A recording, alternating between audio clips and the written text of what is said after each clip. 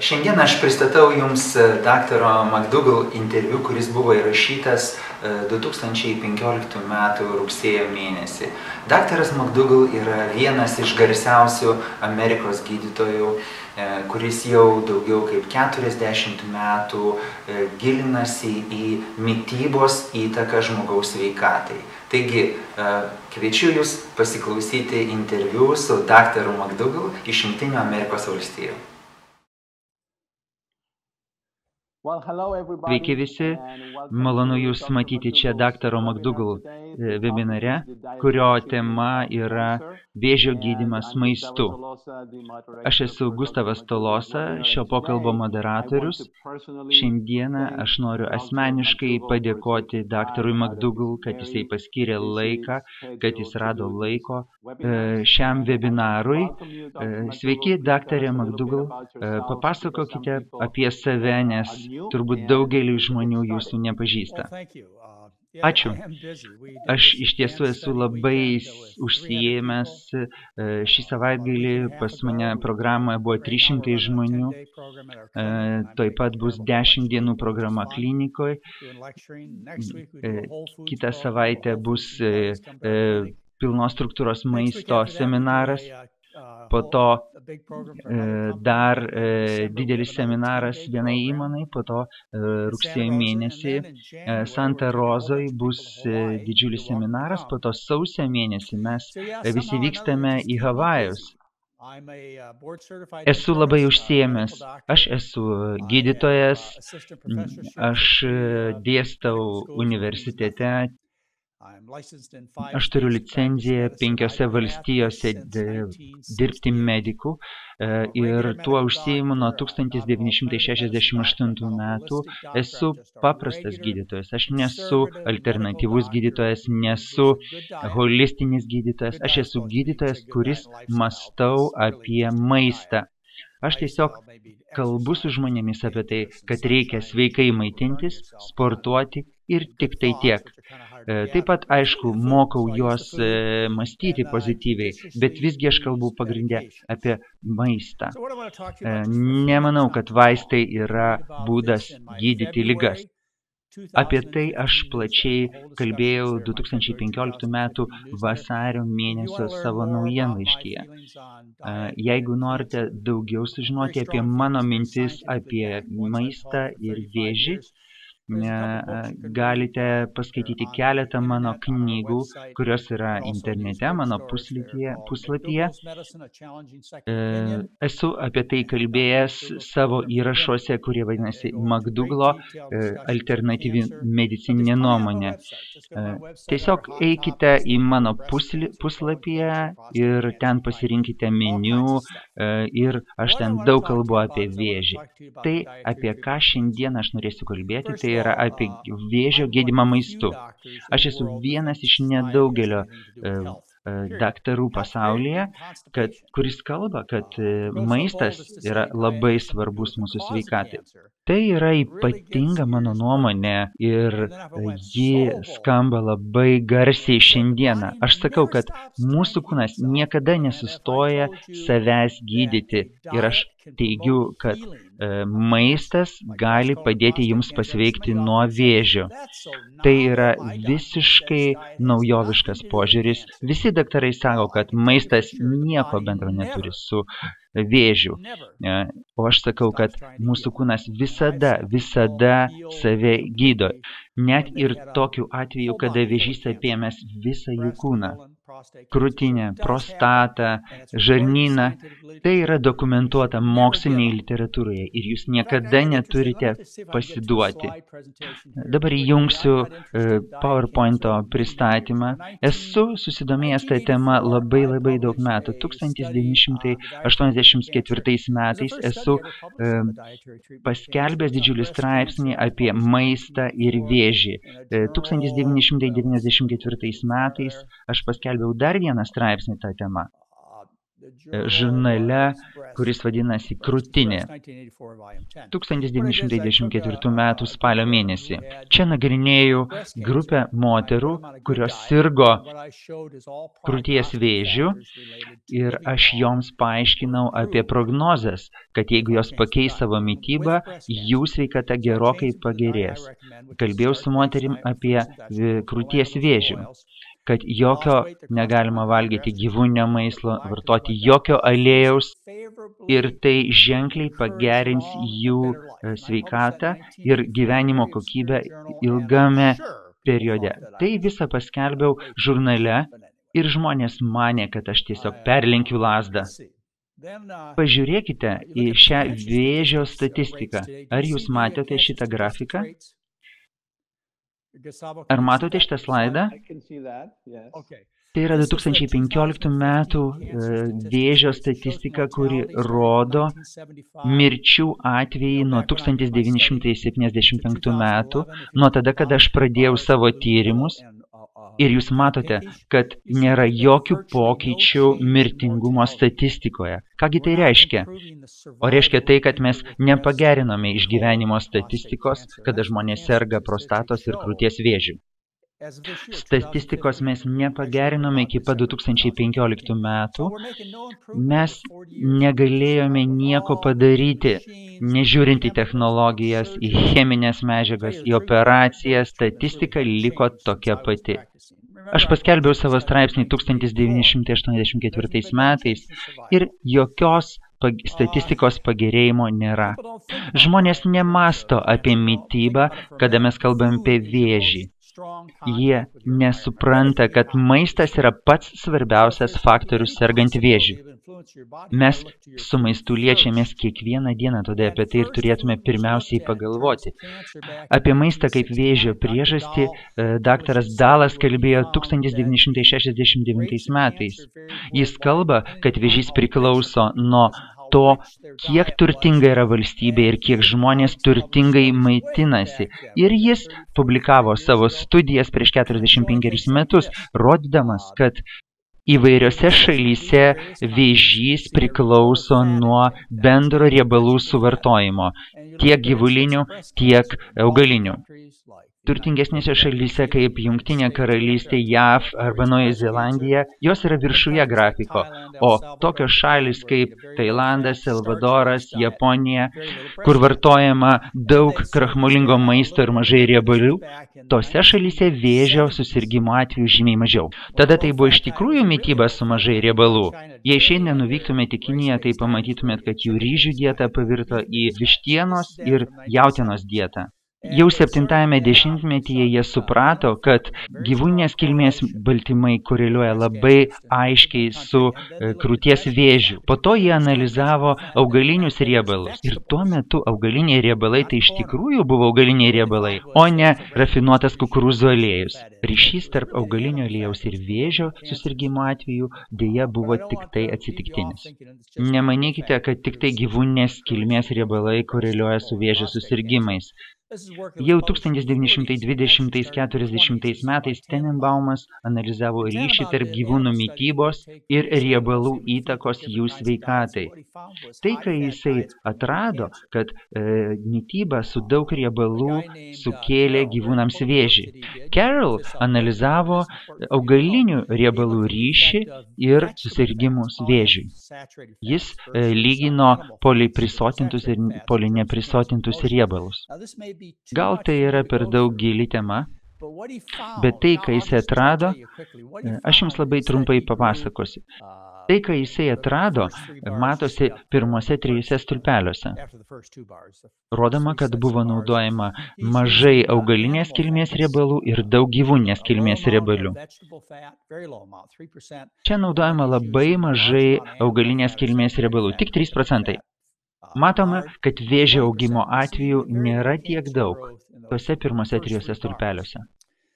Po to jis naudoja kokoso aliejų ir prideda truputėlį augalinio aliejo, saulėgrąžų aliejaus. Matote, vėžio atveju kiekis padidėja ženkliai. Kitam stulpelyje truputį daugiau gyvulinių riebalų, šiek tiek sumažėja vėžio atveju, bet vis tiek jų labai daug. Šios skaidrės esmė yra, kad gyvūniniai riebalai vieni patys neskatina vėžio. Bet jei pridedame truputėlį augalinių riebalų, tai vėžio susirgimo atveju kiekis padaugės ženkliai. Esmė ta, kad visi amerikiečiai valgo labai daug gyvulinės kilmės riebalų, bet jie papildomai vartoja dar labai daug augalinės kilmės riebalų. Ir tai įtakoja auglių augimą. Šis 75 metų tyrimas rodo, kaip auga vėžiniai susirgimai. Čia vartojamas saulėgrąžų, kukurūzų, sojų ir netgi alyvuogių aliejus. Šiuo atveju vėžys auga labiau nei naudojant sviestą. Matote, jie padeda vėžiui vystytis. Kada mes kalbame apie vėžio stabdymą, išimkime cholesterolį, tai yra gyvūninį maistą ir vėžių kiekis sumažėja. Colinas Campbellas sako, kad jeigu ten nevalgysite gyvūninės kilmės baltymų, sustabdysite vėžio vystymąsi. Gal tai ir tiesa? Visais atvejais tai yra gyvūninės kilmės maistas ir augalinis aliejus, kurie padeda vėžiui vystytis. Vieni iš didžiausių vėžio skatintojų yra pramoniniai chemikalai, kurie pažeidžia mūsų DNR ir kartu su gyvūninės kilmės maistu sukelia vėžį. Taigi susirgote vėžiu, tai kągi jūs darysite? Sustokite pilti benziną ant laužo. Kaip rodžiau anksčiau, iš pradžių atsiranda viena vėžio ląstelė, po to išauga iš jos 2, maždaug per 100 dienų. Per 3 mėnesius atsiranda 2 ląstelės, po 100 dienų 4, dar po 100 dienų 8 ir taip toliau. Per 2 metus užauga beveik 100 vėžio ląstelių. Auglį, tarkime, krūtyje sudaro keletas milijardų ląstelių. Jei tai iš tiesų vėžys, per 2 metus jis pasklinda po visą organizmą. Po 2 metų mes jau galime diagnozuoti vėžį, o po 6 metų jis jau dvigubėja ir pasiekia 1 milimetro dydį. Po 10 metų, kada mes vėžį nustatome, ji sudaro jau milijardas ląstelių ir jis yra 1 centimetro dydžio. Tuo metu jis jau yra trintuko dydžio. Tai yra natūralus vėžio augimas, kuris trunka apie 10 metų, kol mes jį nustatome. Kai kuriais atvejais, kada mes valgome nesveikai, vėžio ląstelių dvigubėjimo laikas ženkliai pagreitėja. Taigi vietoj 100 dienų jis dvigubėja galbūt per 28 dienas. Ir tada žmogus miršta greičiau. Jei valgote teisingai, tai dvigubėjimo laikas ženkliai sulėtėja, tarkim, kas 300 dienų. Sulėtinam dvigubėjimo laiką ir mirštame 109 metų amžiaus. Tai yra tikslas vėžį gydyti maistu. Kada teisingai maitinamės, mes skatinam mūsų imuninę sistemą naikinti tas vėžio ląsteles. Teisinga mityba neskatina, nemaitina vėžio ir tai yra priežastis, kodėl kai kuriais atvejais vėžio vystymasi sulėtėja. Arba mes tiesiog pasveikstame. Šią idėją aš pristačiau 1994 metais ir pristačiau ją mokslinėse darbuose. Tai buvo laukinės naujiejas. Visi matė mano darbą ir jie sakė, kad aš esu beprotis. Bet aš noriu jums pasakyti, kad 2015 metų vasario 15 dieną Amerikos vėžio asociacija galų gale oficialiai rekomendavo, kad žmonės, kurie serga vėžiu, privalo pakeisti mitybą. Tai yra pereiti prie tokios mitybės, kokią aš ją rekomendavau. Pagalvokite apie tai. Amerikos vėžio asociacija dabar oficialiai rekomenduoja, kad jeigu jūs pakeisite mitybą, galėsite gyventi ilgiau ir nesirgti vėžiu arba sirgti juo lėčiau. Šiuolaikinis gydytojas jau šiandien rekomenduoja, kad jeigu jūs susirgote krūties, žarnyno, prostatos vėžiu ar melanoma, nesvarbu, kuo jūs susirgote, jums verta pakeisti mitybą dėl to, kad jūs tada galėsite ilgiau gyventi. Grįžome prie tos rekomendacijos, kurią aš buvau pateikęs jau prieš 40 metų. Tenka dirbti su žmonėmis, kurių visas organizmas pilnas vėžio ląstelių. Jie sako, mes neturime jokios vilties. Taip, kaip juos moko. Ne, tai yra netiesa. Kai kurie žmonės pasveiksta nuo vėžio net ir kada jų kūne visur vėžys yra išsisėjęs. Apie tai aš kalbu daugelį savo straipsnių ir naujienlaiškių, tame tarpe vasario mėnesį. Žmonės kalba apie tai, kad jie sirgo vėžių smegenų kepenų ir kojų ir jie daugelis pasveiko. Aš kalbu apie riebalų įtaką vėžio vystymąsi. Daugelis žmonių spontaniškai pasveiko, tai yra įvyko remisijos, bet jie turi išsaugoti savo gerą sveikatą. Norint išsaugoti ilgalaikę prasme gerą sveikatą, reikia pakeisti savo mitybą. Tai, ką dabar kalba ir Amerikos vėžio asociacija. Yra prasmė tai padaryti. Jeigu jūs norite pasveikti nuo vėžio, galvokite apie mitybą. Ačiū Jums, daktarai McDougall, už Jūsų įžvalgas vėžio srityje. Gera sveikata tai yra viskas mūsų gyvenime. Žmonės, kurie serga vėžiu, jie dažnai naudoja chemoterapiją ir dažniausiai tai neveikia. Tokiais atvejais kaip limfoma, leukemija, krūties, smegenų, žarnyno, plaučių vėžys, prostatos vėžys, tai yra labai brutalus įsikišimas į organizmą, dažniausiai neduodantis jokio efekto. Tas pats ir operacijos, kaip amputavimas krūtinės, radiacija. 2 kartus pagalvokite prieš eidami į tokias procedūras. Pagalvokite keletą kartų. Jie dažniausiai nepagydo jų. Jie sprendžia lokalinės problemas. Jie šiek tiek gali sumažinti vėžio vystymąsi. Kaip veikia chemoterapija krūties vėžio atveju? Tai yra cheminis moters sterilizavimas. Jis nužudo ją visiškai. Jis nužudo jos kiaušidės. Tai yra tas pats, kaip jas išimti iš organizmo. Arba kaip naudojant temoksiną, vaistą ar kitus vaistus. Mes sunaikiname kiaušides ir sumažina estrogeno įtaką vėžio ląstelių augimo krūtyje. Bet atsiprašau, vyrai ir moteris, pagalvokite apie tai. Nuodijam moteris chemoterapiją, sukeliam jai sunkią ligą, ji praranda plaukus, ji praranda savo kiaušides. Ir tai yra gydymas? Manau, kad yra žymiai švelnesnių terapijų moterims jų vėžio atveju. Aš nerekomenduoju moterims chemoterapijos. Aš matau, kada moteris pakeičia mitybą, jos pasveiksta. Aišku, ne visais atvejais, bet dažnai taip įvyksta. Nepasiduokite. Keiskite maistą. Ar dar turite klausimų? Taip, mes turime labai daug klausimų. Kalbėsime šiandieną tik tais klausimais, kurie yra susiję su šiandienos tema. Taigi klausimai yra platesni tam tikrose grupėse, kurie galėtų padėti daugeliu žmonių. Taigi, kokie tie stebuklingi klausimai?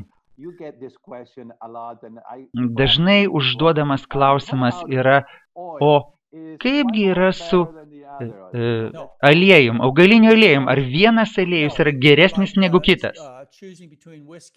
Tai yra tas pats, kai būtų pasirinkti tarp įvairių rūšių viskio. Šitie visi aliejai yra toksiški.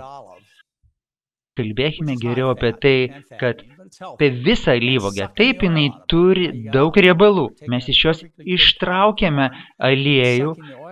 Mes ištraukėme aliejų iš kukurūzų. Mes nebeturime kukurūzą, mes nebeturime aliejų.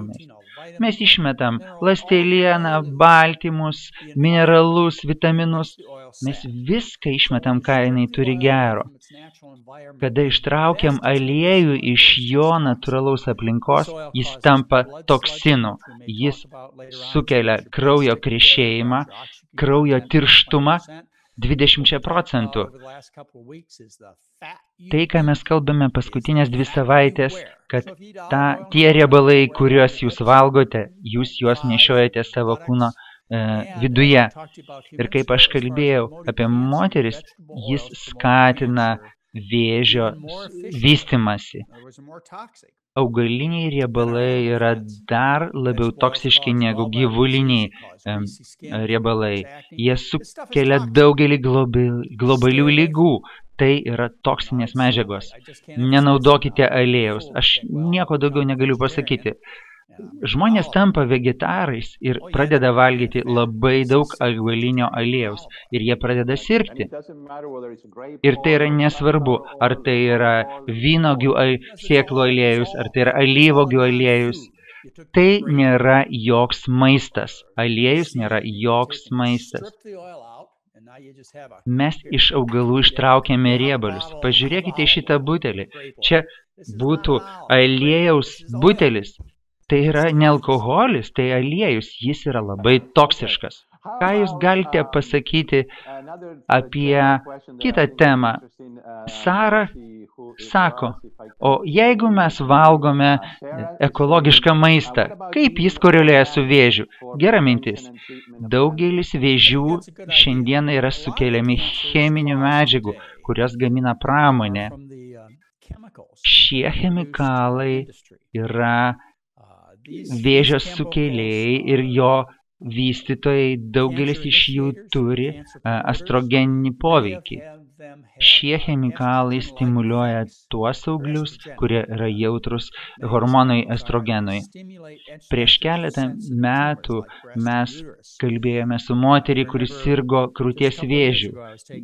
Jos problema buvo ta, kad jos dvi seserys gyveno šalia fabriko, kuris labai daug išmesdavo dūmų. Ir visos trys seserys susirgo vėžiu, nors buvo sakoma, kad šie dūmai nėra toksiški ir nieko negali sukelti blogo mūsų žmogui. Atsimenu savo vaikystę, kada aš bėgdavau paskui sunkvežimį, kuris purškė DDT nuodus nuo uodų, kada aš buvau vaikas. Ir aš maniau, kad viskas tai yra gerai. Šitie chemikalai mūsų aplinkoje yra nepaprastai toksiški. Jie toksiški mūsų smegenims. Jų dėka vystosi vėžys. Ekologiško maisto valgymas yra didelis žingsnis, bet dar didesnis žingsnis būtų pasižiūrėti į mūsų mitybos grandinę. Kada mes kalbame apie gyvūnio maisto valgymą, mes turime kalbėti apie toksinų bioakumuliaciją, kuri vyksta gyvūno organizme. Nusileiskime mitybos grandinę žemyn, mes kalbame apie žolę, apie salotas, apie jūržolės, kuriuose yra mažai toksinų, bet kada jas valgo žuvis, karvė, jos koncentruoja cheminės medžiagas ir tos cheminės medžiagos tirpsta riebaluose, jos susikoncentruoja gyvūno organizmuose ir mes valgome tos gyvūnus ir mes bioakumuliuojame tas cheminės medžiagas dar toliau, mes dar jas didiname 1000 kartų ir aš noriu paskutinį atvejį paminėti, kad paskutinis gyvūnas, kuris valgo tuos toksinus, tai yra mūsų kūdikiai, kurie maitinasi motinos pienu ir šitam mažam kūdikiui iš motinos krūties patenka visi pesticidai keletą ir keliasdešimt kartų stipresnėme pavidale. Ačiū, daktarai McDougall. Kitas klausimas yra susijęs su klientu, kuris kalba apie tai, kad jis daug metų maitinasi krachmolingų maistu. Labai daug metų, bet jai vis tiek buvo diagnozuotas 4. stadijos krūties vėžys. Žinote, kada mes kalbam apie vėžį, jis prasideda 10 metų prieš tai, kaip jisai manifestuoja, kartais ir 20 metų prieš tai. Gal ta moteris maitinosi tuo metu labai prastai, kada prasidėjo jai vėžys. Bet jeigu žmogus teisingai maitinasi, sveikai maitinasi ir jam visgi yra diagnozuojamas krūties vėžys, man kyla labai daug klausimų. Buvo Heidrich, apie kurį aš kalbėjau savo 2015 metų vasario mėnesio naujienlaiškį. Jai buvo diagnozuotas vėžys prieš 4 metus, 4. stadija. Ir yra dar keletas pavyzdžių. Tai kągi jūs turite daryti, jeigu jums diagnozuotas 4. stadijos vėžys? Jokios operacijos jums nieko nepadės, jokia radiacija nieko nepadės. Antiestrogeninė terapija ar kiaušidžių išoperavimas gali padėti, tamoksifeno terapija galbūt gali padėti, chemoterapija prie melanomos, prie krūties vėžio neveikia. jie veikia tik tai kaip brutali priemonė. Krūties vėžių atveju chemoterapija yra barbariška ir labai retais atvejais padedanti terapija. Grįžtant prie to žmogaus, kuris uždavė klausimą, kad jį labai gerai maitinosi ir vis tiek susirgo vėžiu. Aš to netikiu. Pirmiausiai, žmonės, kada sako, kad jie puikiai seka mano rekomendacijas mitybos, bet jie staiga pradeda kalbėti, kad jie valgo mėsą, jie valgo pieno produktus, paaiškėja, kad jie visiškai nesilaiko tos mitybos. Jie tiesiog nesupranta. Kada žiūriu į pacientus su 4 stadijos vėžiu ir jie turi 50 svarų viršsvorių, kaip ji gali laikytis mano mitybos principų ir turėti 50 svarų viršsvorį? Žmonės labai dažnai nesupranta arba nesusimasto, ką jie iš tikrųjų daro. Pirmiausiai, ką aš padaryčiau, kad tos procedūros padarytų daugiau naudos negu žalos. Visiškai nepriklausomai aš susėsčiau su pacientu ir kalbėčiau su juo. Kągi mes galim padaryti? Mes turim būti labai griežti. Aš turiu tokius 3 pacientus šį mėnesį mano programoje. Kągi aš su jais darau? Žiūriu jiems į akis ir sakau jiems. Jūs turite dukrą, dukra turi kūdikį, anūką, jūs turite kitus augančius vaikus, jūsų šeima nuostabi. Tai kągi jūs turėtumėte valgyti? Kągi aš jom pasakiau tiem pacientam? Aš pažiūrėjau jiems į akis ir sakau, valgykit saldžias bulves ir vandenį. Valgykit tai 2 metus. Aišku, tai gali būti labai paprastas mitybos principas. Mes suprantam, kad riebalai skatina vėžio augimą. Ir tai yra aprašyta mokslinėje literatūroje, Amerikos medikų asociacijos literatūroje. Aš mačiau žmonės, kurių vėžys buvo išplitęs visame kūne ir jie pasveiko. Ir jie šiandien yra puikiai. Aišku, yra tokių atvejų, kurie žmonės puikiai valgo, bet jie vis tiek susirga vėžiu. Jūs norite pasakyti, kad žmonės, kurie kalba, kad jie puikiai maitinasi, kad jie seka jūsų rekomendacijas, kad pats terminas seka jūsų rekomendacijas gali dramatiškai skirtis nuo žmogaus iki žmogaus. Tai yra komunikacijos problema. Netgi tie pacientai, kurie realiai nesupranta, kaip aš sakiau, jie dažnai savo meluoja, kad išsiaiškinti, o kągi jie meluoja. Valgykit saldžias bulves ir vandenį. Ir tiek. Jūsų gyvenimas nuo to priklauso. Tiesiog būtų stebuklas, jeigu jūs taip meluodama dar išgyventumėte 3 mėnesius. Tai būtų tiesiog stebuklas. Aš manau, kad jį pakeitusi tai, ką aš sakau, gyventų dar 3 metus. Jis susimažino maisto kiekį 40%, jos žarnyno veikla atsigavo. Aš jai pasakiau. Aš taip sakau visiems pacientams, kurie serga krūties vėžiu. Neikit daugiau pas gydytojus. Jie tiesiog jūs žeidžia. Tai yra siaubinga, kas vyksta. Tie visi testai. Kam visa tai reikalinga? Žmonės sako, kad jūs jau man pjovėte krūtį, jūs man jau paskirėte 6 mėnesių chemoterapiją. Kodėl jūs norit, kad aš vėl pas jūs grįžčiau? Ar jūs dar turite kažkokį stebuklingą gydymą? Geriau neikit pas tos gydytojus. Ačiū, McDougallai. Šiame webinare yra keletas žmonių, kurie kažką yra sutikę ar pažįsta žmogus, kurie susirgo plaučių vėžiu, bet niekada nerūkė. Ar jūs galite pakomentuoti apie plaučių vėžį? Plaučių vėžių yra visokių rūšių, tai yra vėžiai susijęs su rūkymu, tai yra plokščialąstelinis vėžys ir smulkiųjų ląstelių plaučių vėžys, yra adenokarcinoma, kada jūs kosėte ir iškosėte daug gleivių.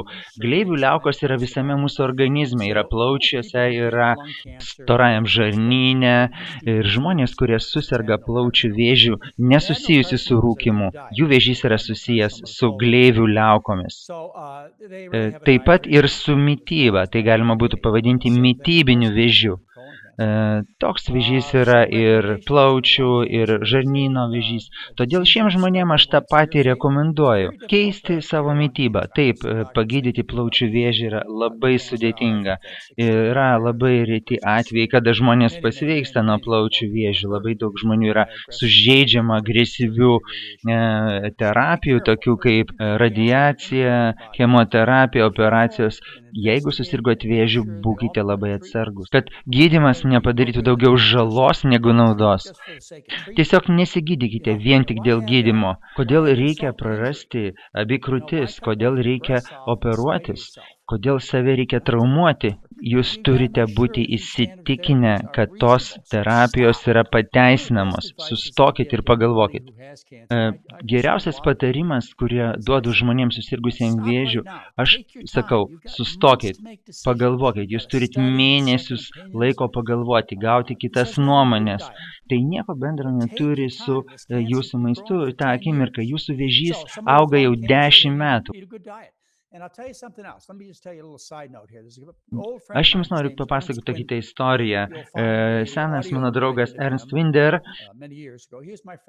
apie 30 metų aš jį pažįstu, tai yra žmogus, kuris atrado ryšį tarp rūkymo ir plaučių vėžių. 50 metais. Jis kalbėjo su ekspertais iš Sloan Kettering centro ir jis jam pasakė, kad vėžį sukelia rūkymas. Jie sako, ne, to būt negali. Jis sako, tiesiog jūs įdedate cigaretę ir susirgate vėžiu. Jie sako, ne, to būt negali. Bet po 4 metų jisai grįžta į tą pačią ligoninę ir sako tiem ekspertams, kad tai, ką jūs įdedate į savo žarnyną, tai sukelia žarnyno vėžį. Jis sako, ne, to būt negali. Jis sako, taip, taip, taip. Ernst Winderis buvo nuostabus tyrėjas, buvo geras mano draugas. Tai, kai jisai atrado, kad moteris, kurios suserga krūties vėžių Japonijoje, jos gyvena žymiai ilgiau negu moteris, kurios suserga krūties vėžių Jungtinėse Amerikos valstijose, nes Japonės valgo ryžius. Dar jisai atrado, kad žmonės, kurie suserga plaučių vėžių Japonijoje, 60% japonų vyrų tuo metu rūkė. Žmonės, kurie suserga plaučių vėžių Japonijoje, jie gyveno žymiai ilgiau negu tie žmonės, kurie rūkė ir susirgo vėžiu Jungtinėse Amerikos valstijose. Bet tai yra aišku, kad tai yra nuodai, kad jie sunaikina jūsų plaučius, kad labai sunku yra atstatyti tas ląsteles, bet amerikietiškas mitybos būdas yra ydingas. Jeigu jūs rūkėte Japonijai 5-6 dešimtmetyje, jūs valgėte ryžių ir daržovių dietą, labai mažai riebalų. Tai panašu į tai, ką aš rekomenduoju. Kada jūs valgote krachmolingą maistą, jūsų plaučiai gali atsistatyti patys. Tai yra jūsų mityba įtakoja jūsų vėžio vystymasi ir tai, kaip greitai jisai vystosi ir kaip greitai jis progresuoja. Ačiū, daktarai McDougall. Kažkas tai klausė apie mamografiją, daktarai McDougallai, bet jūs apie tai jau kalbėjote praeitą savaitę per webinarą. Jeigu jūs paklausytumėte mano rugpjūčio mėnesio 2014 metų rekomendacijas, yra išmatų tyrimas dėl kraujo sulaukus 60 metų, Kologardo testas. Ar jūs mane gerai girdite? Arba sigmoidos tyrimas. Aš nerekomenduoju kolonoskopijų, jos yra per daug rizikingos, norint gauti kažkokį tai rezultatą. Jeigu jums siūlo kolonoskopiją, jūs turite pagalvoti, nes jūs rizikuojate mirti šiandien. Dėl teorinės galimybės mirti po 30 metų, taip, tai yra labai pavojingi tyrimai. Aš nerekomenduoju kolonoskopijos. Aš rekomenduoju PAP testą seksualiai aktyvioms moterim nuo 21 iki 50 metų amžiaus, kas 5 metus reiktų jį pakartoti. Reikia pasidaryti higieninį burnos leukoplakijos testą. Taip pat buitiniu būdu apsižiūrėti savo odą. Aš nenorėčiau, kad jūs pačios apsižiūrėtumėt savo krūtinę, ar vyrai tirtųsi patys savo prostatą. Visi juokitės. Aš esu prieš mamografiją, prieš PSA testą. Visa tai yra lygų išsigalvojimas, tai yra gydytojų ir farmacijos industrijos noras įtraukti jūs į medicininį verslą. Tai daugiau žalos padaro negu naudos. Dr. McDougall, kažkas klausia apie limfos vėžį. Tai turbūt yra kalbama apie limfomas. Mes turime efektyvų gydymą limfomų. Tai yra sėklidžių vėžys, leukemija, vaikų vėžiai. Šiuos atvejais mūsų terapija veikia puikiai. Limfomos yra sukeliamos pagrindė gyvūninio maisto ir tai yra jautienos. O ką jūs galėtumėt pakalbėti apie gydymą badavimu? Aš nežinau labai daug apie tai. Aš turiu draugų, kurie badauja Šiaurės Kalifornijoje. Tai, ką aš žinau, kad tie žmonės, kurie turėjo viršsvorį, aš neabejoju, kad badavimas yra geras būdas, bet aš nesu labai aktyviai to dirbęs. Gerbimieji, jeigu jūs vaikščiote pas daktarus intensyviai, jie turi gydymo būdus, kurie yra toksiški, kurie yra grubus, radiacija, chemoterapija, chirurgija, jie yra brutualūs. Brutualus gal ir nieko, jeigu tai yra naudinga, bet labai retai ta nauda būna. Jūs einate pasveikti, jūs einate geresnį gyvenimą rasti.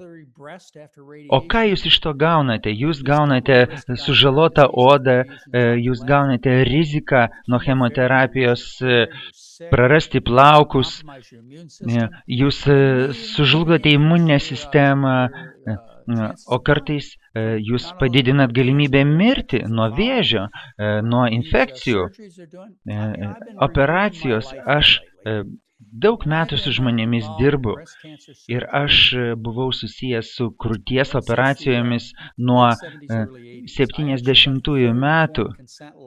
Aš esu liudininkas, kada Havajuose buvo priimtas įstatymas, kuris reikalavo gydytojams, kad jie pasakytų moterims, kad jie turi visokių galimybių, kada jos suserga krūties vėžiu. Nuo 92 metų jie privalėjo moterims pasakyti, kad jas turi lampektomiją padaryti, radiaciją, mastektomiją, kad bus pašalinami jų limfmazgiai. Aš tiek daug dirbau su tuo įstatymu, jie manęs prašė, kad aš parašyčiau brošiūrą. Šitoj brošiūroj buvo parašyta, kad jei susirgote krūties vėžiu, jūs turite pakeisti savo mitybą. Dabar apie 18 valstijų Amerikoje turi įstatymą, kad reikia įspėti moteris. Yra padaryta labai daug tyrimų, nėra daugiau jokių tokių rimtų tyrimų apie gydymą, operacinį gydymą. Aš sakiau, kad tai yra brutualus, tai yra kriminaliai brutualus būdas amputuoti moterims krūtis negrįžtamai. Aš žiūrėdamas atgal, kad tai yra lygiai taip blogai kaip dėlių gydymas, bet gydymas dėlėmis nėra blogas. Aš nemanau, kad yra kas nors blogiau negu amputuoti moteriai krūtis. Jie nieko nepakeitė, jie daro mastektomijas, jie operuoja, dažnia reikia ar nereikia, tai yra žudo ir žaloja moteris ir nėra jokio pagerėjimo ir visi daktarai tą žino, bet vis tiek jie praktikuoja tai. Ir mano nuomonė tai yra kriminaliniai veiksmai. Aš tai ir internete pavadinau kriminaliai. Daug kas girdi mane, turbūt gydytojai mane girdi. Ir aš noriu, kad gydytojai išgirstų, kad jų praktika amputuoti krūtis yra kriminaliniai veiksmai. Aš turėčiau jau baigti, turbūt, nes daug kas yra šokiruoti mano posakį. Tai yra priimta, kad jeigu kas nors jūsų paima pinigus ir jūs sužeidžia, tai yra kriminalinis nusikaltimas. Mes šitą webinarą galime pasiūsti gydytojams, kuriuos mes pažįstame. Ir jūs jiems pasakykite tiksliai, ką aš pasakiau. Aš esu pasiruošęs su jais kalbėti tiesiai. Jūs nerasite nei vieno daktaro. Jokiam forume jūs nerasite diskusijos, kur daktarai tiesiai, kad aš meluoju, kad aš jūs neteisingai informuoju. Niekas to nepasakys. Jie gal man tą pasakys už nugaros, bet tiesiai man niekas nepasako, nes jie patys tai žino. Taip yra. Jie daro tai, ką jie daro, nesvarbu, kokia yra tiesa. Dėl to, kad jie taip yra išmokyti. Jiems tai yra tas pats, kaip vaikam apauti batus. Ar jūs galėtumėt man duoti 30 sekundžių? 1979 metais buvo daktaras Kimas Havajų ligoninėje. Jisai dirbo chirurgu. Jis buvo mano geras draugas, jis buvo chirurgas ir jisai kalbėjo apie mastektomiją, apie krūtų amputaciją, kad krūtų amputacija neišsaugo moters gyvybės. Ir po jo paskaitos aš prie jo priėjau ir aš paklausiau, ar jūs tikrai sakote, kad krūtų amputacija neišsaugo gyvybės? Taip, sako, aš apie tai kalbėjau. Lenartai, aš turiu jūsų darbo grafiką šį popietę, sako, jūs darysite 2 krūties amputacijos operacijas šiandien. Sako, taip, o kodėl jūs tą darote, jeigu tai neveikia? Kodėl jūs tą darote? Dėl to, kad aš taip mokiaus. Lenardai, kas galėtų tai sustabdyti? Aš atsimenu, tai 79 metais buvo. Lenardas buvo mano geras draugas, jis pasakė, Džonai, turi išaugti nauja chirurgų karta. O, atsiprašau, dabar 2015 metai ir niekas niekiek kitaip nemoko. Aš nesuprantu, kodėl taip vyksta. Nėra atsakymo. Aš nežinau atsakymo šitą klausimą. Aš neįsivaizduoju, kodėl taip yra. Aš manau, kad tiesa triumfuos, bet pinigai vis dėlto valdo. Daktarai McDougallai, labai trumpai pakomentuokite ant Hodgkinso limfomos. Ar jūs turėjote kokios patirties? Aš neturiu daug patirties su Hodgkinso limfoma. Aš žinau, kad chemoterapija yra neefektyvi tuo atveju. Limfomos, leukėjimos ir daugelių vėžių chemoterapijos yra ne... Hodgkinso limfoma yra sukelta vakarietiškos mitybos. Leukemijos virusai gali būti pernešami vištų, karvių ir taip kaip su katėmis. Katės suserga kačių leukemiją. Jos gali būti skiepijamas nuo to. Žmonės irgi gali gauti leukemijos virusus taip pat. Yra kitų aspektų vakarų dietoje, nes yra labai daug baltymų, kurie paveikia mūsų limfosistemą, tai yra labai daug riebalų. Aš susiečiau leukemijas su mityba. Aišku, tai susiję ir su chemikalais, karcinogenais. Aš žinau, kad jūs turite jau bėgti į programą. Taip, manęs labai daug žmonių laukia. Nuostabus tie žmonės, kurie atvyksta į mano 10 dienų programą. Ačiū jums visiems už dalyvavimą šitame webinare.